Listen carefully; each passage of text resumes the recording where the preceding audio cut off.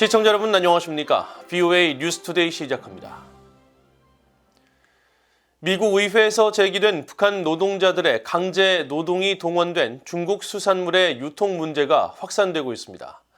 영국의 수산업 감독기관은 해당 수산물의 영국 내 유통 문제에 대응하기 위해 업계와 협력할 것이라는 입장을 밝히면서 이 문제는 전 세계 관련국들이 협력해야 할 사안이라고 밝혔습니다. 첫 소식 이조은 기자가 보도합니다. 영국 에든버러에 본부를 둔 영국 수산업 감독 공공기관 CFC 측은 최근 워싱턴 DC의 탐사보도 전문 비영리 조직 아웃로 오션 프로젝트가 북한과 신장 위구르족의 강제 노동을 통해 가공된 중국 수산물이 영국 등 전 세계로 유통되고 있다고 발표한 데 대한 해당 사안을 심각하게 받아들인다고 밝혔습니다. CFC 측은 이번 사안에 대한 VOA 입장 요청에 이같이 밝히면서 우리는 아웃로 오션 프로젝트 조사에서 제기된 문제를 이해하고 의사결정을 지원하기 위한 데이터와 분석 및 지침을 제공하기 위해 영국의 상표 및 소매업체와 긴밀히 협력하고 있다고 밝혔습니다. 그러면서 앞으로 몇 주 동안 우리는 문제에 대한 정확한 상황을 파악해 철저하고 적절한 대응책을 마련할 수 있도록 수산물 업계와 협력할 것이라고 강조했습니다. CFC 측은 또 강제 노동으로 생산된 수산물이 유통돼서는 안 된다는 원칙도 강조했습니다. CFC 측은 영국의 수산업은 우리가 먹는 수산물을 생산하는 데 관여하는 사람들과 지역사회 복지를 보호하기 위해 전념하고 있다면서 강제 노동이나 기타 형태의 인권 침해는 영국 수산물 공급망에서 설 자리가 없다고 밝혔습니다. 또 강제 노동이 동원된 중국 수산물 유통 문제는 전 세계 관련국들이 협력해 해결해야 한다고 강조했습니다. 그러면서 이 조사는 미국과 유럽, 영국 전역 300개 이상의 기업과 기관이 영향을 받는 세계적 문제라면서 업계가 공동으로 계속 협력하는 것이 중요하다고 설명했습니다. 앞서 지난달 아웃로 오션 프로젝트는 북한 노동자들과 신장 위구르족의 강제 노동으로 중국 공장에서 가공된 수산물이 미국과 영국 등 전 세계로 유통되고 있다는 조사 결과를 발표했습니다. 특히 최대 8만 명의 북한 노동자들이 중국 내 주요 수산물 가공지인 랴오닝성 둥강시와 단둥시에서 일하고 있다면서 의회 청문회를 통해 구체적인 문제점들을 지적했습니다. As you know, imports to the U.S. associated with this demographic of forced labor is also strictly prohibited by federal law. We will soon publish more findings about this topic. 북한 노동자를 중국 수산물 가공 공장에 파견하는 건 관련 유엔 안보리 제재는 물론 국제노동기구 ILO 강제노동협약에도 위배될 수 있습니다. 한편 미국 국토안보부는 지난 9월 위구르 강제노동 방지법에 따라 중국의 화학 및 섬유회사 3곳을 수입 금지 대상에 추가한 바 있습니다. 이에 대해 중국 외교부는 신장 자치군의 강제노동 의혹은 세기의 거짓말이며 본질적으로 미국은 신장의 번영과 안정을 훼손하고 중국의 발전을 억제하며 국제무역규칙과 시장 질서를 파괴하고 있다고 주장하며 반발했습니다.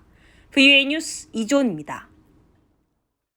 영국 외무부의 앤마리 트레빌리안 인도태평양 담당 국무상이 영국 정부는 북한 인권 상황에 대해 여전히 깊은 우려를 표하고 있으며 유엔 안전보장이사회와 인권이사회 등에서 뜻을 같이 하는 파트너들과 계속 협력해 북한을 압박하고 있으며 북한 정부가 인권 침해 사실을 인정하고 개선해 나갈 것을 촉구하고 있다고 밝혔습니다. 트레빌리안 국무상은 9일 영국 의회 내 북한 문제에 관한 초당파 의원 모임의 공동의장인 데이비드 알톤 상원의원에게 보낸 서한에서 북한 당국은 강제 송환된 난민들이 잘 대우받고 북한 사회에 재통합되고 있다고 주장하지만 여러 보고를 통해 이들이 학대를 받는 경우가 많다는 것이 명백히 드러났다며 이같이 말했습니다. 또 영국은 난민을 생명이나 자유가 심각하게 위협받는 국가로 돌려보내서는 안 된다는 1951년 유엔 난민협약의 이행을 적극 지지하며 영국은 중국 당국에 탈북 난민들을 끔찍한 인권 침해와 수감의 위험이 있는 곳으로 송환해서는 안 된다는 점을 지속적으로 강조하고 있다고 밝혔습니다. 앞서 알톤 의원은 지난달 20일 제임스 클레벌리 외무장관에게 서한을 보내 중국과 북한의 탈북민 인권 상황과 관련한 영국 정부의 노력에 대해 질의했습니다. 유엔의 제재 대상 명단에 오른 북한 유조선이 또다시 중국 영해에서 발견됐습니다. 과거 선박 간 환적 장면이 발각됐던 선박인데 어떤 이유에서 중국 해상으로 향했는지 의문입니다. 함지아 기자가 취재했습니다. 일본 해상자위대가 지난 2019년 촬영한 북한 유조선 유선호와 선적 미상 선박의 접선 장면입니다. 왼쪽이 유선호인데 유류를 옮겨 싣는 듯 두 선박 사이에는 호스가 연결돼 있습니다. 당시 일본 방위성은 유선호가 중국 상하이에서 남쪽으로 약 410km 떨어진 동중국해 공해상에서 선박 간 환적을 했다고 지적했습니다. 그러면서 2018년 3월 유엔 안보리가 유선호를 같은 이유로 제재 대상으로 지정했다고 밝혔습니다. 그런데 유선호가 이번에는 중국 해역에 진입했습니다. 선박의 실시간 위치 정보를 보여주는 마린 트래픽에 따르면 유선호는 현지 시각 7일 중국 닝보 저우산 인근 해상에서 신호를 발신한 뒤 사라졌습니다. 이 지점은 중국 본토에서 약 80km 떨어진 곳이지만 인근의 섬을 기준으로는 불과 1km 정도로 유선호가 중국 해역에서 포착된 것입니다. 이후 유선호는 10일 현재까지 위치 정보가 파악되지 않고 있는데 선박의 위치 정보를 나타내는 선박 자동 식별 장치를 껐을 때 나타나는 현상입니다. 앞서 유엔 안보리 대북제재위원회는 지난 2018년 3월 유선호 등 북한 관련 선박 27척을 전격 제재했으며 특히 유선호 등 13척에는 자산 동결과 입항 금지 조치를 모두 취해야 한다고 명시했습니다. 이 같은 조치는 자산 동결이나 입항 금지 혹은 선적 취소 등을 명령한 다른 선박에 대한 제재보다 더 강도가 높은 조치였습니다. 그런데 사실상 다른 나라 항구로 입항이 금지되는 것은 물론 입항하더라도 곧바로 억류될 위험에 처하게 될 선박이 북한 남포항에서 무려 800km가 넘는 해역까지 운항한 것입니다. 또 유선호가 발견된 닝보 저우산 해역은 과거 유엔 안보리 대북제재위원회 전문가 패널이 북한 선박과 중국 선박의 불법 접선지로 여러 차례 지적한 곳입니다. 이런 가운데 미국 정부가 북한과 러시아의 무기 거래 현장으로 지목한 북한 라진항에는 10일 현재 화물 컨테이너가 수북이 쌓여있는 모습이 다시 포착됐습니다. VOA가 이 일대를 촬영한 이날 위성사진을 살펴본 결과 라진항의 북한 전용 부두와 중국 전용 부두로 알려진 곳에 컨테이너 더미로 추정되는 파란색 물체가 식별됐습니다. 앞서 백악관은 이 컨테이너에 러시아가 우크라이나 전쟁에서 사용할 군사장비와 탄약이 들어있다고 밝힌 바 있습니다. VOA 뉴스 함지아입니다. 북한의 우방국 중 하나인 캄보디아가 유엔 안보리 대북제재 이행을 위한 법적 체계를 갖췄다는 평가를 받았습니다. 국제 자금 세탁 방지 기구는 8일 공개한 캄보디아에 대한 후속 조치 상호평가 보고서에서 캄보디아의 확산금융법에 북한과 이란 제재 관련 하위 조항은 확산금융과 관련된 정밀 금융 제재를 이행할 수 있게 하는 장치를 제공한다고 밝혔습니다. 앞서 자금세탁방지기구는 2017년 캄보디아의 자금세탁 방지와 제재 이행 등에 대한 최초 평가를 진행하고 2018년과 2019년, 2021년에는 후속 조치를 평가했습니다. 이에 따라 유엔 안보리의 정밀 금융제재 평가 항목인 권고안 7번에 대해 가장 낮은 등급인 미준수, 즉 NC를 받았던 캄보디아는 이번엔 추가 개선 조치에 대한 긍정적인 평가를 받으며 대부분 준수인 LC로 등급이 높아졌습니다. 한편 미얀마는 2018년 북한과 이란의 대량 살상무기 확산과 관련한 정밀 금융 제재를 이행할 수 있는 명확한 법적 근거가 부족하다는 이유로 미준수 등급을 받았었는데 이번에도 여전히 제재 이행에 대한 법적 장치가 미비하다는 평가를 받았습니다.